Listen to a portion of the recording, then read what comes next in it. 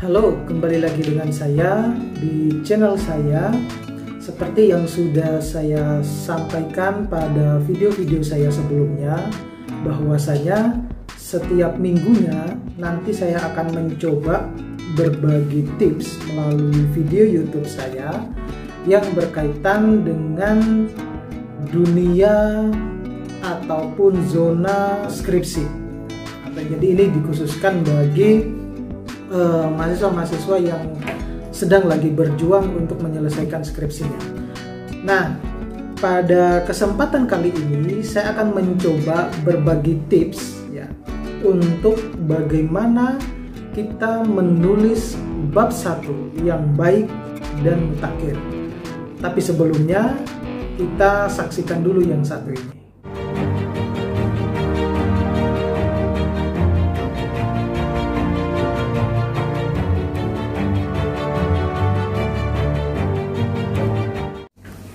Seperti yang sudah saya sampaikan bahwa biasanya mahasiswa itu cenderung mengalami kesulitan ketika mereka memulai menulis untuk proposal skripsinya, sehingga ada kalanya mahasiswa mau menulis proposal skripsi itu tidak runtuh, ataupun antara kalimat yang satu dengan kalimat yang lain, begitupun dengan paragraf yang satu dengan paragraf yang lain itu tidak nyambung.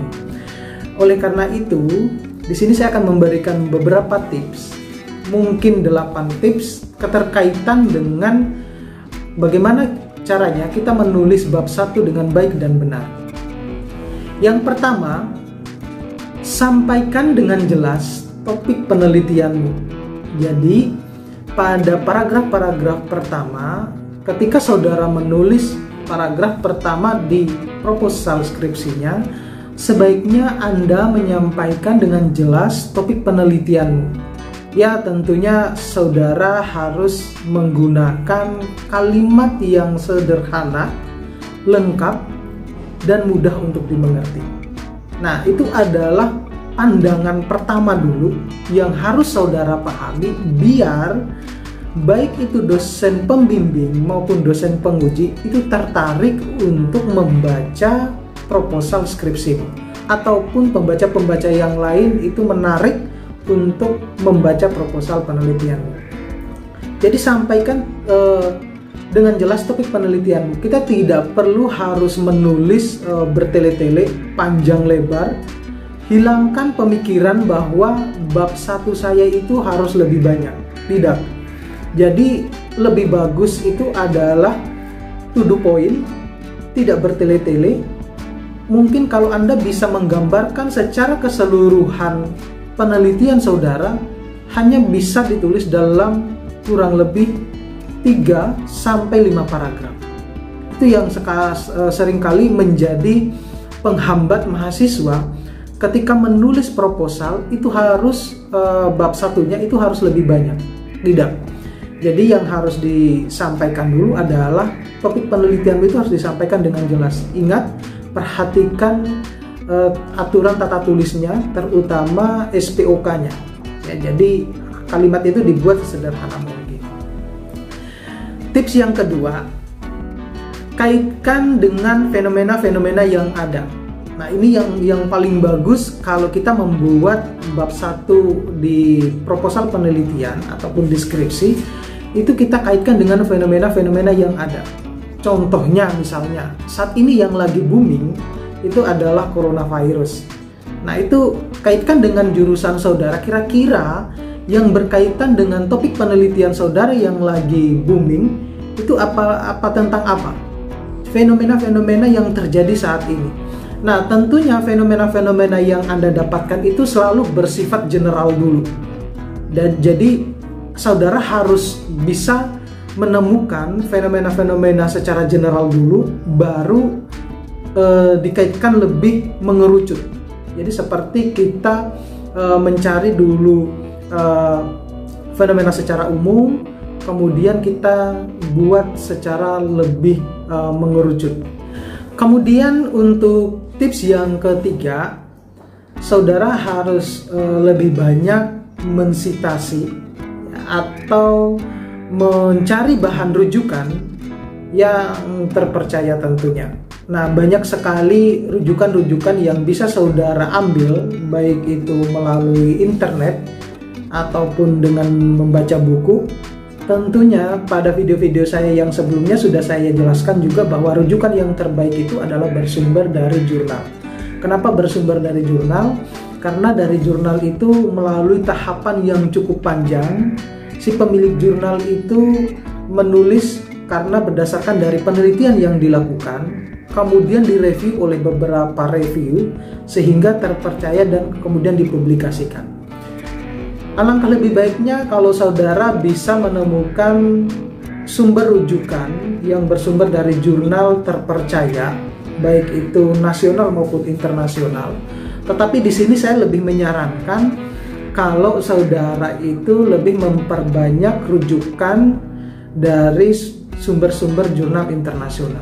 Ini akan membantu saudara ketika nanti menulis di bab 2, di bab 4, kemudian nanti menulis artikel ilmiah sebagai luaran wajib dari penelitian saudara ataupun skripsi saudara.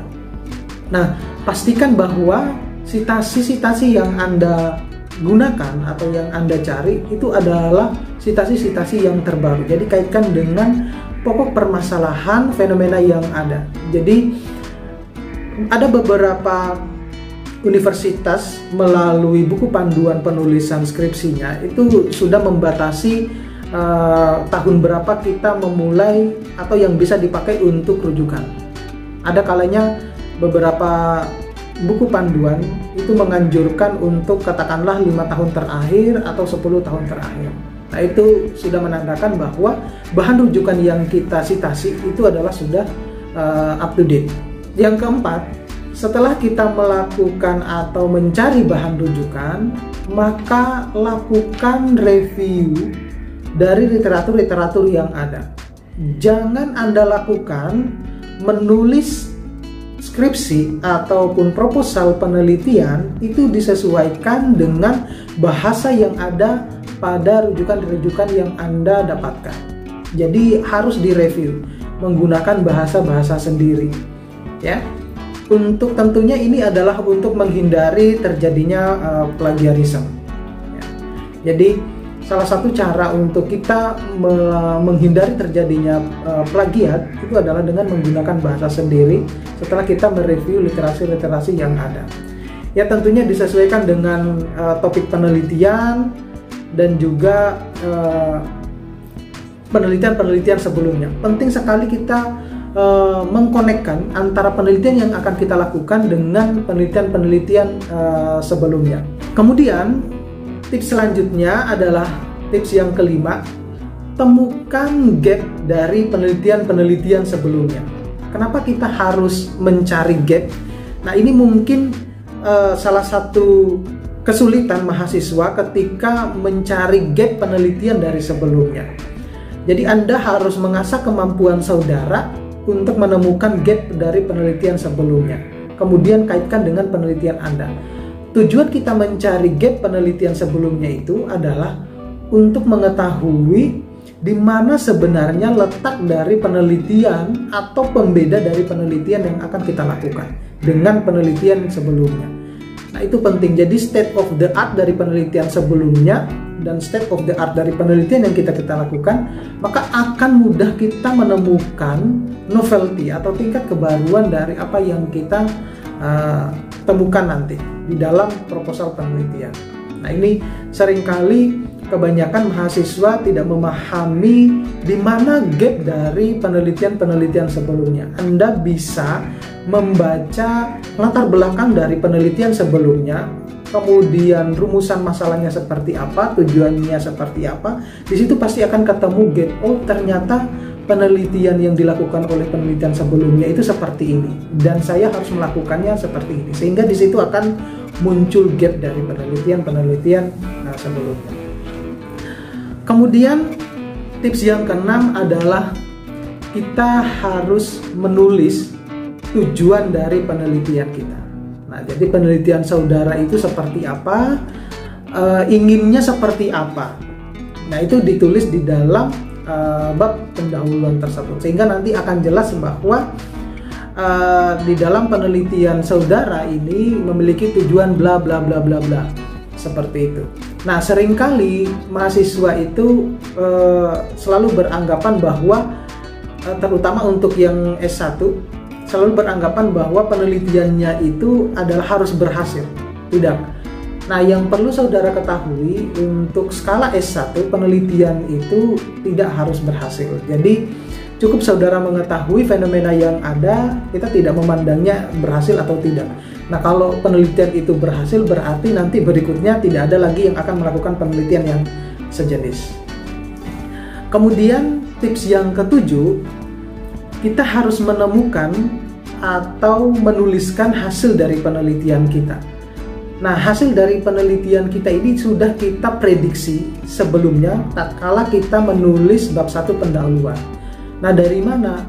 Ya, tentunya dari hipotesis yang ada, kemudian dari sumber rujukan-rujukan dari penelitian yang sebelumnya. Dari situ kita bisa menarik suatu hasil bahwa apakah penelitian ini sesuai dengan apa yang saudara inginkan. Jadi hasilnya sudah Anda tulis di dalam bab 1 ya, meskipun itu adalah belum tentu nanti ketika saudara melakukan penelitian hasilnya akan sama. Nah, yang perlu saudara perhatikan bahwa di dalam penulisan bab 1 proposal itu baru kasaran ya, jadi tidak sempurna. Nah, proses penyempurnaan dari bab 1 ini Anda lakukan setelah saudara sudah melakukan penelitian. Jadi bisa saja bahwa hipotesis yang Anda turunkan atau yang Anda tuliskan di bab 1, misalnya hasilnya seperti ini, ketika saudara melakukan penelitian itu berbeda.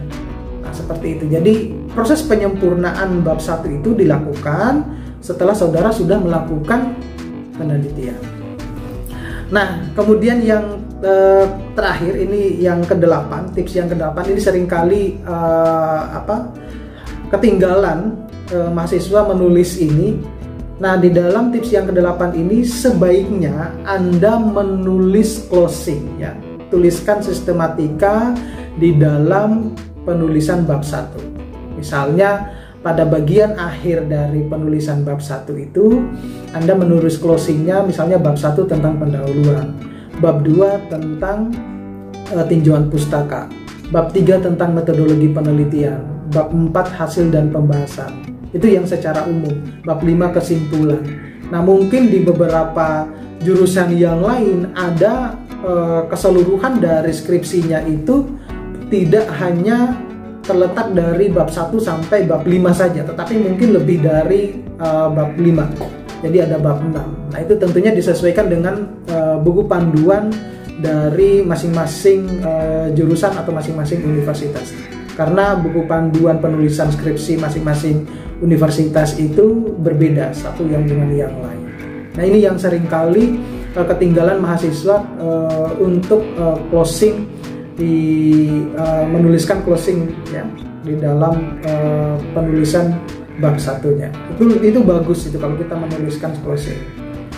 Nah, jadi yang harus saudara perhatikan adalah hilangkan jauh-jauh pemikiran bahwa proposal bab 1 saya itu harus lebih banyak. Tidak perlu ya. Beberapa dosen itu juga lebih suka kalau proposalnya itu atau bab 1-nya itu to the point ya, singkat, jelas, lengkap ya. Karena kita tidak harus menghabiskan banyak waktu untuk membaca begitu banyak ya paragraf penelitian, apalagi tidak jelas. Nah, itu saja yang bisa saya sampaikan. Mudah-mudahan ini bermanfaat. Nah, selamat berjuang untuk pejuang skripsi. Mudah-mudahan skripsinya cepat selesai. Terima kasih. Sampai ketemu dengan saya pada video-video saya berikutnya. Jangan lupa untuk subscribe, like, share, dan komen. Saya akhiri. Assalamualaikum warahmatullahi wabarakatuh.